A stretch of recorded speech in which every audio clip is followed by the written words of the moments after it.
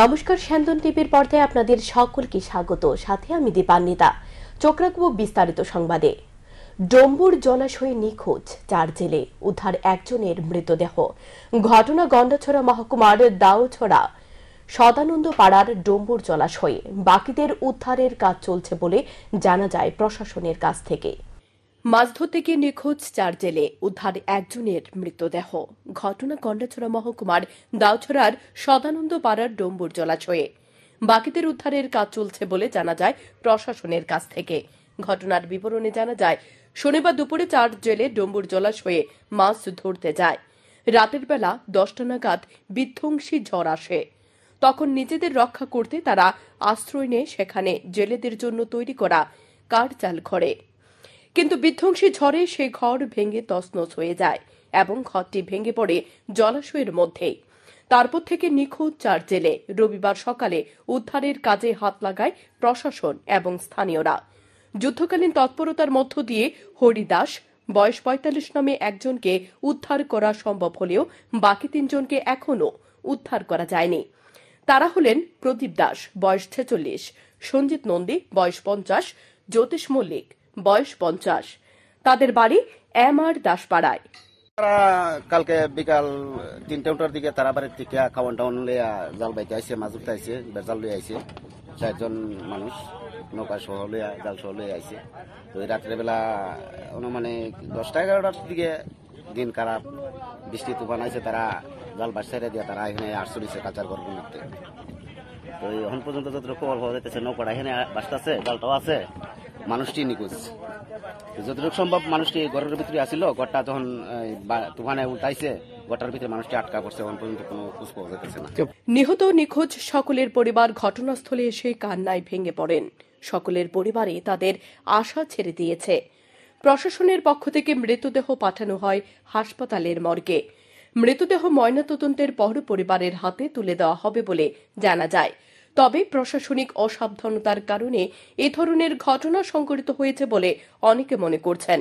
কারণ প্রশাসনের পক্ষ থেকে যদি সেখানে মজবুত ঘর স্থাপন করা হতো এবং ঝড় বৃষ্টির সময় সেখানে মাছ শিকার করা বন্ধ রাখা হতো, তাহলে হয়তো আজ এই ঘটনার সাক্ষী হতো না স্থানীয়রা।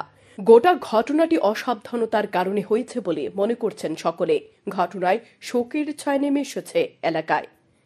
স্যান্দন টিভি। আইলেস হাসপাতালে শেষ নিঃশ্বাস ত্যাগ করলেন মুক্তিযুদ্ধ মৈত্রী সম্মাননা প্রাপ্ত বিশিষ্ট সাহিত্যিক ও প্রাবন্ধিক শ্যামল চৌধুরী। তিনি মন্ত্রী সুশান্ত চৌধুরীর পিতা। সাহিত্যিক শ্যামল চৌধুরীর প্রয়াণে শোকস্তব্ধ রাজ্যের সাহিত্যিক মহল। মন্ত্রী সুশান্ত চৌধুরীর পিতা শ্যামল চৌধুরীর প্রয়াণে খবর পেয়ে শোক জ্ঞাপন করেন মুখ্যমন্ত্রী ডক্টর মানিক সাহা। সমবেদনা জানান পরিবারের লোকজনদের প্রতিও। রবিবার সকালে আইলেস হাসপাতালে শেষ নিঃশ্বাস ত্যাগ করলেন মুক্তিযুদ্ধ মৈত্রী সম্মাননা প্রাপ্ত বিশিষ্ট সাহিত্যিক ও প্রাবন্ধিক শ্যামল চৌধুরী। তিনি মন্ত্রী সুশান্ত চৌধুরীর পিতা। সাহিত্যিক শ্যামল চৌধুরীর প্রয়াণে শোকস্তব্ধ রাজ্যের সাহিত্যিক মহল। ওনার মতো নক্ষত্রের পতনের মধ্য দিয়ে রাজ্যের অপূরণীয় ক্ষতি হয়েছে বলে মনে করছেন সমাজের বিশিষ্ট অংশের মানুষ। মৃত্যুকালেও বহু সংগঠনের সাথে জড়িত ছিলেন তিনি। বিশেষ করে বহু সংগঠনের উপদেষ্টা তিনি। সাহিত্যের অন্যতম উজ্জ্বল নক্ষত্র ছিলেন শ্যামল চৌধুরী। তিনি দল এবং ব্যক্তি নিরপেক্ষ হয়ে সমাজের প্রতি অনেক অবদান রেখে গেছেন। রবিবার সকালে উনার মৃত্যুর খবর সারা রাজ্যে ছড়িয়ে পড়তে শোকের ছায়া নেমে এসেছে। সকালবেলা এই খবর পেয়ে সকলে ছুটে যায় আগরতলা প্যালেস কম্পাউন্ড স্থিত বাসভবনে। অপেক্ষায় থাকে সকলে শেষ শ্রদ্ধা জানানোর জন্য। বাসভবনে নিয়ে যাওয়ার আগে প্রয়াত সাহিত্যিক শ্যামল চৌধুরীর মরদেহ নিয়ে আসা হয় রবীন্দ্র শতবার্ষিকী ভবনে। সেখানে শ্রদ্ধা জানান রাজ্যের সাহিত্যিক, লেখক থেকে শুরু করে সমাজের বিশিষ্টজনেরা। উপস্থিত ছিলেন স্যান্দন পত্রিকা ও স্যান্দন টিভির সম্পাদক সুবল কুমার দে। তিনি শেষ শ্রদ্ধা জানিয়ে বলেন, আরও এক বন্ধুকে হারালাম। সমাজের অন্যতম এক ব্যক্তি ছিলেন তিনি। তাঁদের স্থান সমাজে আর কেউ পূরণ করতে পারবে না এবং এটা বড় ক্ষতিগ্রস্ত বলে মনে করেন। কারণ কোনো একটা ইস্যু নিয়ে যদি ডাক দেওয়া হয় তাদের আর পাওয়া যাবে না। শ্যামল চৌধুরী সবসময় রাজনীতির ঊর্ধ্বে উঠে মানুষের স্বার্থে কাজ করতেন বলে জানান তিনি। একটা মুখ অনেকেই গেছে, আস্তে আস্তে আরেকটু চলে গেল। এগুলি আর পূরণ করার সমস্যা দ্বিতীয় সমস্যা যেটা তৈরি হবে না, যে পরিবেশ আছে দ্বিতীয় সমস্যা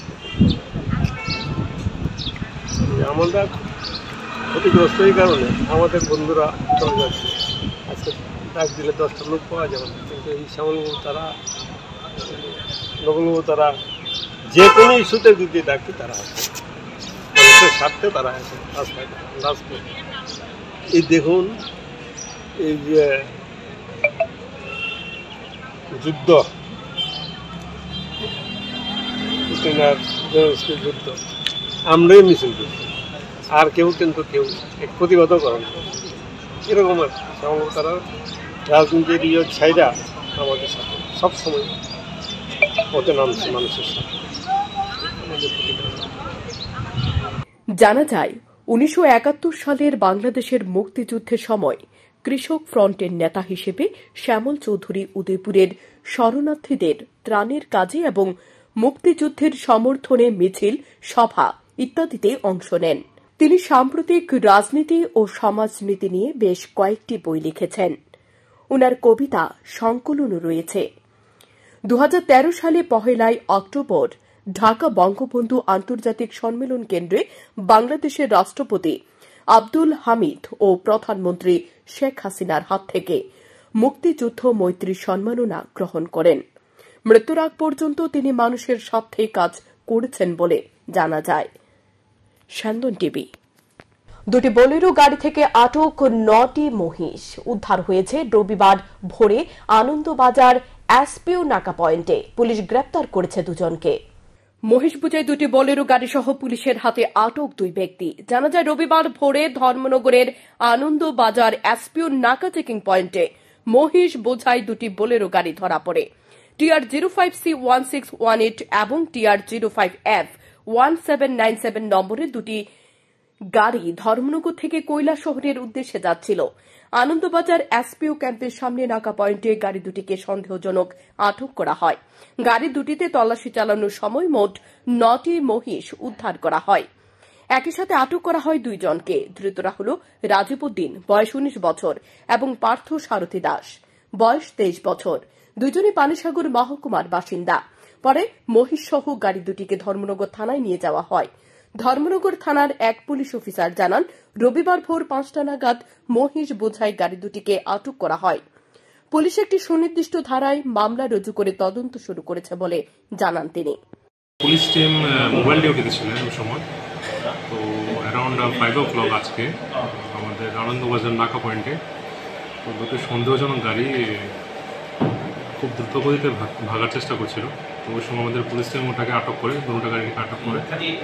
দুটো গাড়ি ছিল বোলেরো পিক আপ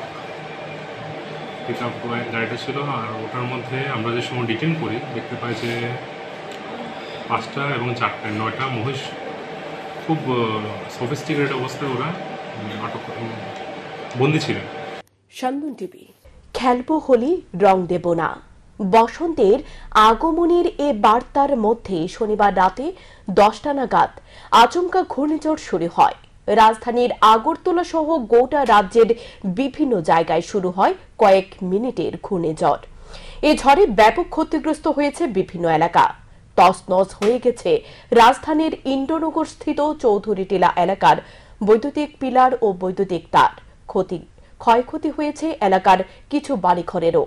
তবে বৈদ্যুতিক খুঁটি উপড়ে পড়েছে রাস্তায়। বিদ্যুতের তার ছিঁড়ে লন্ডভন্ড হয়ে গেছে এলাকা। ব্যাহত বিদ্যুৎ পরিষেবা। ঘটনার খবর পেয়ে কিছুক্ষণ পর বিদ্যুৎ নিগমের পক্ষ থেকে কর্মীরা এসে এলাকার বিদ্যুৎ লাইন শাটডাউন করে দিয়ে যায়। রবিবার স্থানীয়রা দাবি জানায় এলাকায় দ্রুত লাইন সংস্কার করার জন্য। শনিবার রাত থেকে তারা বিদ্যুৎ পরিষেবা না পেয়ে অনেকেই সমস্যায় পড়েছেন। আপনার কালকে যে একটা তুফান আইছে, তুফান আয় আসে অক্ষর দেখেন না, ঘরের চাল মাল দুনিয়ার তাই না উড়াই ফেলাইছে। আর এই বিদ্যুতের খুঁটি পুরো ভেঙে গেছে। রাত আমরা ফোন করছি রাত্রেবেলা ফোন করার মনে 10-15 মিনিট পরেই তারা আইছে, সেটা বিদ্যুতের লাইন কাটিয়ে দিয়ে গেছে। এখন তো এইদিকে বিদ্যুৎটা নাই, খুঁটিও নাই, এই যে কারেন্টের সব বদ্ধ আর কি চান। এখন চাইতেছি তারা তো কাটিয়ে দিয়ে গেছে, অনেকটা ঠিকঠাক করে দিয়ে দেবো, না হইলে কারেন্ট থাকতো না। তো রাধাকৃষ্ণ খেলেন হোলি শহর বৃন্দাবনে, মেতে উঠি মোরাও চলো কৃষ্ণ রাধা শনে। হোলির উৎসবের এই প্রবাদ বাক্য দিয়ে শুরু হয় সনাতন ধর্মের। আগামী সোমবার হোলি, যুগ যুগ ধরে এই দিনটি সবার কাছে বিশেষ তাৎপর্যপূর্ণ। রং বেরঙের জীবনে যেমন এই হোলির মধ্য দিয়ে রঙিন হয়ে ওঠে সবার জীবন, তাই আগে দোল পূর্ণিমা, তারপর হয় এই হোলির উৎসব। কিন্তু বর্তমানের এর সংজ্ঞাটা যেন অনেকটাই পাল্টে যাচ্ছে। দোল পূর্ণিমা আসলে সেটা কি জানে না অনেকেই। সনাতন ধর্মের মধ্যে দোল পূর্ণিমা হল ভগবান রাধাকৃষ্ণকে এদিন রং দিয়ে সন্তুষ্ট করা। বৃন্দাবনে রাধাকৃষ্ণ রং খেলে বলে আস্তিকদের ধারণা, কিন্তু এর সংজ্ঞা দিন দিন পাল্টাতে শুরু করেছে। এখন দোল পূর্ণিমা মানে অনেকের পরিভাষার হোলি, কিন্তু বাজারে ব্যবসায়ীদের বক্তব্য আজ নয় হোলি, হোলি সোমবার। বাজারে রঙের চাহিদা রয়েছে। বিগত বছরগুলিতে করোনার কারণে রঙের চাহিদার উপর কিছুটা প্রভাব পড়েছিল। এবার রং ভালোভাবে বিক্রি হবে বলে মনে করছেন। তবে বসন্তের আগমনী এই হোলি দিয়েই শুরু হয়। গাছে গাছে ঝড়ো পাতা, আকাশে কুঞ্জ কুঞ্জ মেঘ, সব মিলিয়ে এক আনন্দের পরিবেশ মনে দোল দিয়ে যায়। ভালো, তবে এখন তো স্টার্ট হয়েছে না, স্টার্টটা হইলে বোঝা যাবে আর কি কিরকম দামে বিক্রি করুন। তো দোলের বিক্রি করা হয়েছে, রং খেলা কীরকম হয় এবার দেখার ব্যাপার আছে, কারণ অন্যান্য ওষুধ আমরা বেচাকেনি করতে পারছি না, কারণ করোনা। আজকে হোলির জন্য আমরা অপেক্ষা করি, আজকে এই আনন্দের দিনটার জন্য আমরা সারাটা বছর অপেক্ষা করে বসে থাকি। তো আজকের আমরা এই দিনটা আনন্দ উল্লাসের মাধ্যমে, রঙের মাধ্যমে আমাদের জীবনটা রঙিন হয়, এর জন্য আমরা খুব উল্লাসিত এবং এভাবে আবির নিয়ে আমরা খেলছি, যাতে সারাটা জীবন আমাদের রঙিনভাবেই আমরা কাটাতে পারি, সবার যাতে ভালো হয় এবং আমরাও যাতে ভালোভাবে আনন্দ করে থাকতে পারি জীবনে। এর জন্যই আমরা হোলি উৎসব মানাই। রবিবার রাজধানীর দুর্গাবাড়িতে বিশ্ব শান্তি ও কল্যাণের জন্য অনুষ্ঠিত হয় গীতা মহাযজ্ঞ। মেডিকেল অ্যাস্ট্রোলজিক্যাল রিসার্চ ফ্র্যাটার্নিটির উদ্যোগে এই গীতা মহাযজ্ঞের আয়োজন করা হয়। এদিন সকাল 8টা থেকে শুরু হয় এই গীতা মহাযজ্ঞ। মেডিকেল অ্যাস্ট্রোলজিক্যাল রিসার্চ ফ্র্যাটার্নিটির সদস্যরা ডক্টর সোমা চৌধুরী জানান, সমগ্র রাজ্য সহ সমগ্র বিশ্বের শান্তি ও সুখ সমৃদ্ধির জন্য এই গীতা মহাযজ্ঞের আয়োজন করা হয়েছে। আজকের এই যজ্ঞের উদ্দেশ্য হচ্ছে রাজ্য তথা বিশ্বের শান্তি ও সুখ সমৃদ্ধির জন্য এই যজ্ঞ করা হচ্ছে। এই যজ্ঞ আমাদের রাজ্যবাসী এবং সবাইকে আমি শুভেচ্ছা জানাচ্ছি এবং আমন্ত্রণ জানাচ্ছি সবাই এসে আমাদের এই যজ্ঞ অনুষ্ঠানে অংশগ্রহণ করে আমাদেরকে সাফল্যমণ্ডিত করার জন্য। কাদের তরফ থেকে করা হচ্ছে? এই যজ্ঞটা কাদের তরফ থেকে করা হচ্ছে? এটা আমাদের সোসাইটির নাম হচ্ছে মেডিকেল অ্যাস্ট্রোলজি রিসার্চ ফ্র্যাটার্নিটির উদ্যোগে এই যজ্ঞ অনুষ্ঠান। আপনার নামটা? আমার নাম ডক্টর সোমা চৌধুরী। রবিবার অনুষ্ঠিত হয় ত্রিপুরা বার অ্যাসোসিয়েশনের নির্বাচন। ত্রিপুরা বার অ্যাসোসিয়েশনের নির্বাচনে এবার মূলত লড়াই হচ্ছে আইনজীবী উন্নয়ন মঞ্চ ও সংবিধান বাঁচাও মঞ্চের প্রার্থীদের মধ্যে। এদিন সকাল 9টা থেকে দুপুর 1টা পর্যন্ত ভোট গ্রহণ চলে। নির্বাচনে এবার মোট ভোটার রয়েছে 500 জন। বিগত নির্বাচনের তুলনায় এবার ভোটারের সংখ্যা বৃদ্ধি পেয়েছে। মোট 4টি বুথে এদিন ভোট গ্রহণ করা হয়। মোট 15টি পদের জন্য এদিন ভোট গ্রহণ অনুষ্ঠিত হয়।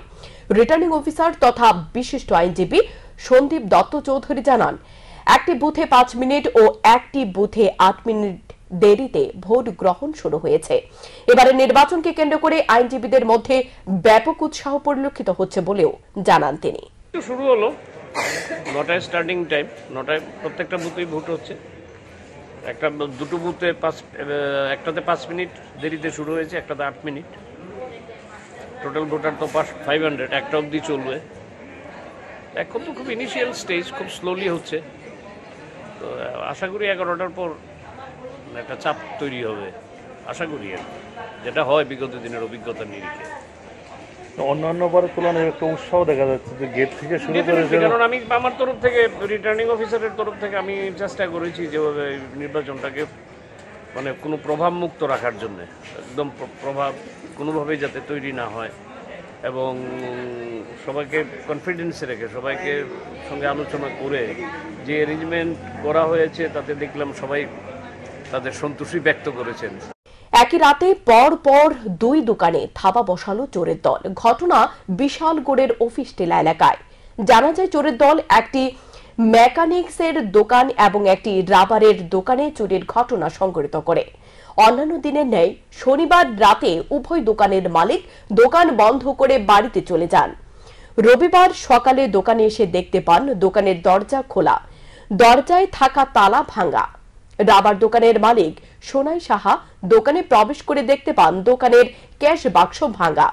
দোকান থেকে ওজন পরিমাপের বাটখারা সহ লক্ষাধিক টাকার রাবার নিয়ে যায় চোরের দল। দোকানের মালিক জানায় কিছুদিন পর পর এই ধরনের চুরির ঘটনা সংঘটিত করে যাচ্ছে চোরের দল। তিনি সন্দেহ প্রকাশ করেন এই চুরির ঘটনার সাথে স্থানীয় লোক যুক্ত থাকতে পারে। দোকান কাজ করবো মানে বাদ গেলাম, হ্যাঁ ওখানে আইলাম সকালে আই দেখি আমার দরজার লক কাটা, এরপরে লোক বড়িটা দেখি এদিকটা এসে আমার সব ক্যাশের মধ্যে মানে সব ভাঙা ভেঙে সব যা আছে যাবতীয় যা আছে সব লেগে গেছে। প্রায় মাল হইতো না হইলে তো লাখখানিকটার মাল হইব। এরপরে আমার যে ওয়েট করি আমরা যে মাল রাখি যে ওয়েট করে বাটকারা সব লেগে গেছে, প্রায় 300 কেজির মতো বাটকারা হইব। এই বাটকারাও লেগে গেছে। আমার দামের মধ্যে মাল আছিল, আমার দামের মালও লেগে গেছে। এমনি এই চুরিটি 2 দিন পরে পরে করতেছে। এর আগে হয়েছিল না কেন? এর আগেও আবার হয়েছিল। পুলিশ জানছিল ঘটনা? এর আগে ঘটনাটি হয়েছে যে এন্ট্রি করছিলাম, কোনো স্টেপ নিছিল নাকি? না।